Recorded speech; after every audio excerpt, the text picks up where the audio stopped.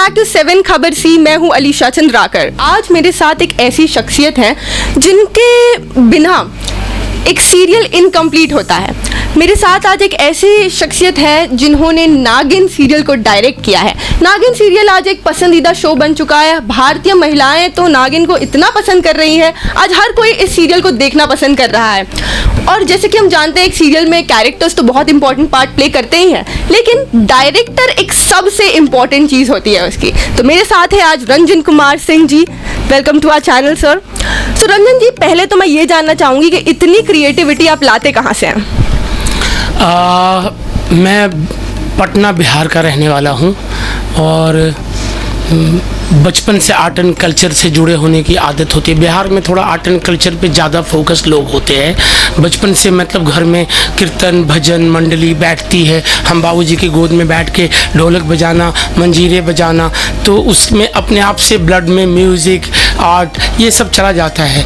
तो हम जिस तरह के माहौल में रहते हैं वो अपने आप में एक बहुत ही अनूठा माहौल है और उसको ही हम अब तक तो हम उसी को बेच रहे हैं और मुझे लगता है कि वो मेरे खून में है, आर्ट एंड कल्चर ही खून में है। जैसे कि आप कह रहे हैं आर्ट एंड कल्चर खून में है, आपने हमें बताया था कि आप साइंस स्टूडेंट थे। हाँ। तो ये साइंस और फिर आर्ट एंड कल्चर ये तो दो अलग चीज़ें हैं, ये कैसे हुआ? जैसा कि हर माँ बाप चाहता है कि मेरा बेटा बड़ा होकर इंजीनियर बने, डॉक्टर बने, IAS ऑफिसर बने, तो सब लोग अपने बच्चे को साइंस पढ़ाते हैं। मैं भी साइंस का स्टूडेंट था और मैं साइंस का स्टूडेंट होने के साथ साथ मुझे पढ़ने में भी बहुत रुचि थी। फिजिक्स केमिस्ट्री मैथ्स मेरा सब्जेक्ट था और मैं साइंस से ही पढ़ाई किया हूँ और मैं एज ए टीचर भी साइंस पढ़ाता रहा हूँ, दूसरे बच्चों को भी पढ़ाता रहा हूँ। लेकिन अचानक मेरी लाइफ में इनफैक्ट सबसे पहले मैं आर्मी में जाना चाहता था, तो मैंने फिजिक्स से पढ़ाई की थी कि मैं सेकंड लेफ्टिनेंट बनना चाहता था और कंबाइंड डिफेंस सर्विस का एग्ज़ाम भी दिया था, उसमें मैं कंप्लीट भी किया। इलाहाबाद से SSB मैंने कंप्लीट किया था, लेकिन मेरे पैर में 2 अंगूठा होने की वजह से मुझे मेडिकली उन्होंने कहा कि पैर का अंगूठा काटना पड़ेगा। मैंने कहा कि नहीं, भगवान ने दिया है तो मैं तो नहीं कटवाऊँगा, अभी जाऊँ या नहीं जाऊँ। तो मुझे CDSE छोड़ना पड़ा और वो कंप्लीट करने के बाद भी मैं छोड़ दिया और मैं कुछ 1 साल के लिए घर पे बैठ गया। अब मेरे पास रास्ता नहीं था कि क्या करूं। उस बीच में मेरे कुछ दोस्तों ने बताया नेशनल स्कूल ऑफ ड्रामा का एक एग्ज़ाम होता है, वो एग्ज़ाम मैंने दिया। थोड़ा सा म्यूज़िक और डांस और थिएटर से मैं जुड़ा हुआ था, इस वजह से मेरा सिलेक्शन हो गया और मैं ड्रामा स्कूल चला गया। ड्रामा स्कूल में जब एडमिशन लेने के पहले मैं बहुत इंटरेस्टेड नहीं था कि मैं ड्रामा स्कूल जाऊंगा, लेकिन उधर एग्ज़ाम दिया तो मेरा बहुत सारा इंटरव्यू आया, टाइम्स ऑफ इंडिया में मेरा इंटरव्यू छपा। तो मेरे बाबूजी ने कहा लगता है इंस्टीट्यूट अच्छा है तो तुम चले जाओ, और मैं आ गया इधर और तब से मेरा रूट ही बदल गया। फिर मैं मुंबई आ गया। मुंबई आने के बाद आपका पहला काम कौन सा था? मतलब इस करियर की शुरुआत कैसे हुई कि आपको डायरेक्शन में ही आना है?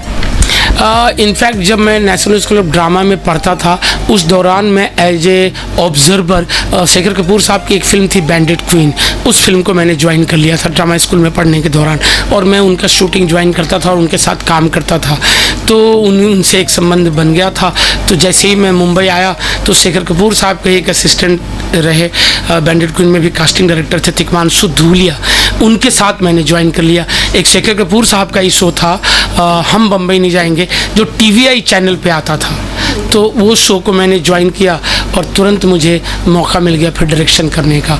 उसके तुरंत बाद मुझे संजय खान साहब के यहाँ से बुलावा आ गया और मैं वहाँ जय हनुमान में as a episode director join कर लिया और तब से मैं डायरेक्टर हूँ।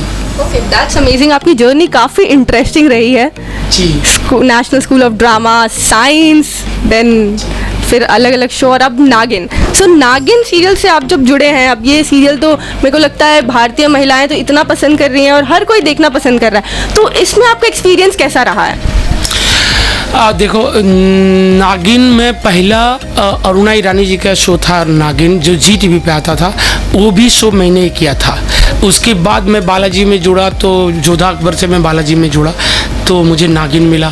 तो नागिन के सारे सीजन, शुरू के 1-2 सीजन में दूसरे डायरेक्टर भी थे, मैं भी था, बट नागिन 3 से मैं फुल फ्लेज्ड मैं ही कर रहा हूँ। 3, 4, 5, 6, बट 1 और 2 में शुरुआत मैंने की, फिर कुछ एपिसोड दूसरों ने भी किया था।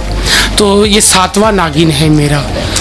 नागिन करने का, देखो मैंने जैसा कि कहा कि मैं फिजिक्स का स्टूडेंट रहा हूँ, तो थोड़ा सा साइंस को मैं समझता हूँ, टेक्नोलॉजी को मैं समझता हूँ। ग्राफिक्स मेरे लिए बहुत आसान है, क्योंकि लेयरिंग को मैं समझता हूँ। फिजिक्स साइंस पढ़ने का ये फ़ायदा है कि मैं लेयर को समझता हूँ। क्रोमा क्या होता है मुझे पता है, एक बैकग्राउंड को निकाल के उसकी जगह दूसरे बैकग्राउंड को पेस्ट करना है, कितने लेयर बनाने हैं, इसके बारे में बेसिक नॉलेज मुझे है। तो मेरे लिए बहुत आसान था, क्योंकि मैं साइंस पढ़ा हूँ।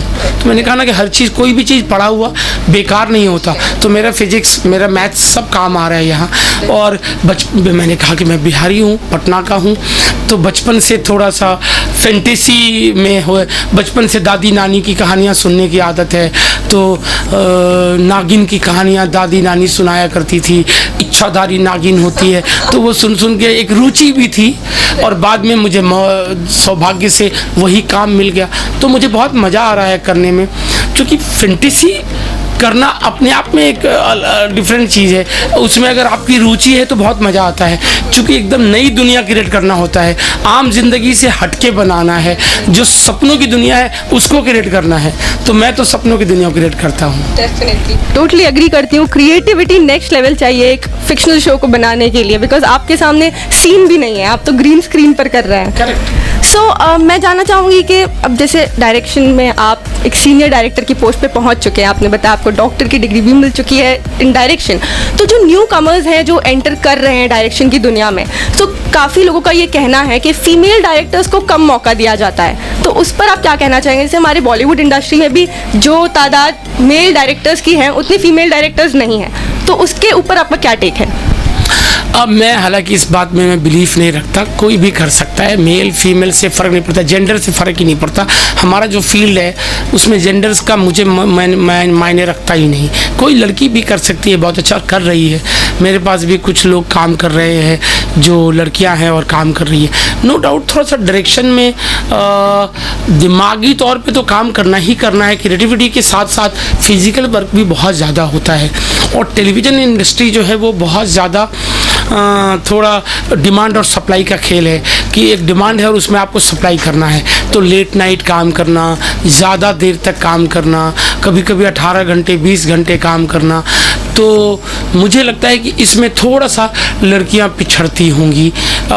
ऐसा ज़रूरी नहीं, कुछ लड़कियां 18 घंटे भी काम करने में, बट मुझे लगता है कि फिजिकली थोड़ा सा लड़कियों के लिए बहुत सारी परेशानी होती है। प्लस टेक्निकली भी महिलाओं के लिए थोड़ा सा कभी कभी परेशानी हो जाती है। जैसे मंथली मासिक धर्म से है तो 4-5 दिन उनको परेशानी होगी, या शादीशुदा महिला हैं तो उनको भी थोड़ी सी, अब टेलीविज़न में थोड़ी परेशानी हो सकती है। बट ऐसा नहीं है कि महिलाओं के लिए स्पेस नहीं है, महिलाएं चाहें तो कर सकती हैं। और डायरेक्शन में बहुत सारी लड़कियां आज के डेट में बहुत अच्छा काम कर रही हैं, उन्होंने तो पुरुषों को भी बहुत पीछे छोड़ा है, तो कर सकती है।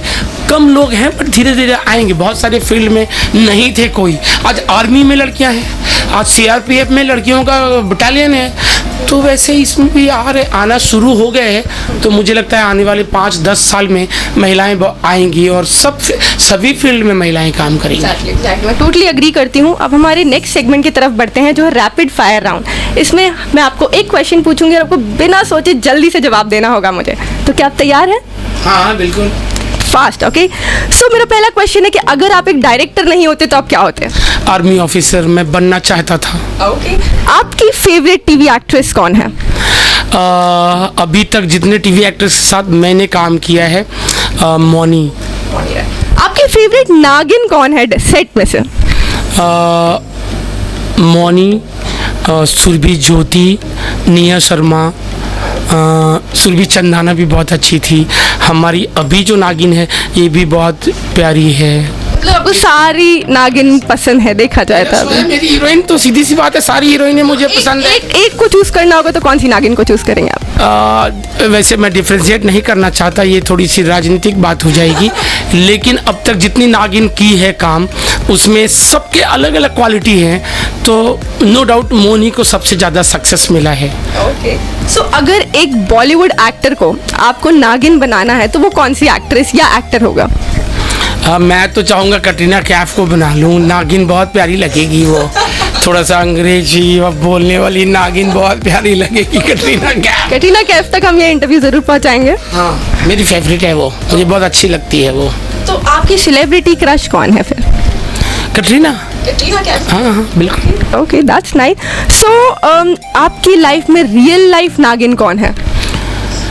नागिन तो नहीं कहूँगा, मेरी बीवी है जो नागिन तो नहीं है, लेकिन वो हीरोइन है, मेरी लाइफ की हीरोइन है। ओके ओके, आप क्या इसे कवर कर रहे हैं नागिन बोल? नहीं, नागिन बोलना ठीक नहीं होगा, लेकिन नागिन से कम नहीं है, नागिन से बहुत ऊपर है वो, नागिन से भी बहुत ऊपर है वो। हाँ ठीक है।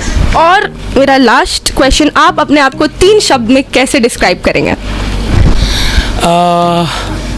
मैं डिसिप्लिन्ड हूँ, प्रोटोकॉल में बिलीव करता हूँ, और बहुत एनर्जी में मेरा बिलीफ है कि मैं बहुत एनर्जेटिक रहूँ हमेशा, लाइफ टाइम मैं इसी तरह जितना पैशन के साथ, हर दिन मेरे लिए पहला दिन होता है ना, तो इसलिए क्या एनर्जी, प्रोटोकॉल और डिसिप्लिन, तीनों चीज़ों में मेरा बिलीफ है। Totally agree. हमारे ज़रिए आपके फैंस को, हमारे चैनल की ऑडियंस को क्या कहना चाहेंगे? मैं सभी से कहता हूँ, ऑडियंस जो भी हैं या एक्टर्स हैं या एक्ट्रेस हैं या जिस फील्ड में भी हैं, आप जो हैं जैसा है वैसा रहें। आपको किसी भी फील्ड में जाने के लिए बदलने की ज़रूरत नहीं है, आपके खुद से प्यार होना चाहिए। जिसको खुद से मोहब्बत है उसको सक्सेस में कोई रोक नहीं सकता। Definitely, totally agree with you. आपने बहुत सही बात कही है, और ये इंटरव्यू लेकर मुझे इतनी खुशी हो रही है कि आपने बहुत ज़्यादा इंस्पायर किया है। Thank you. आपने अपनी जो जर्नी बताई स्टार्टिंग से लेके अब तक की, उसमें आपने बताया आपने फील्ड चेंज की इतनी सारी, आपने NSD ज्वाइन किया, तो उससे कहीं ना कहीं इंस्पिरेशन मिली है कि कभी भी हम चेंज कर सकते हैं अपने आप को। ज़रूरी नहीं है कि जो करियर हमने पेरेंट्स ने डिसाइड कर लिया वही परस्यू करना है, अपने दिल की करनी ज़रूरी है। सो रंजन जी, थैंक यू सो मच आपके कीमती समय के लिए। बहुत अच्छा लगा आपके साथ इंटरव्यू करके। Thank you so much. Thank you.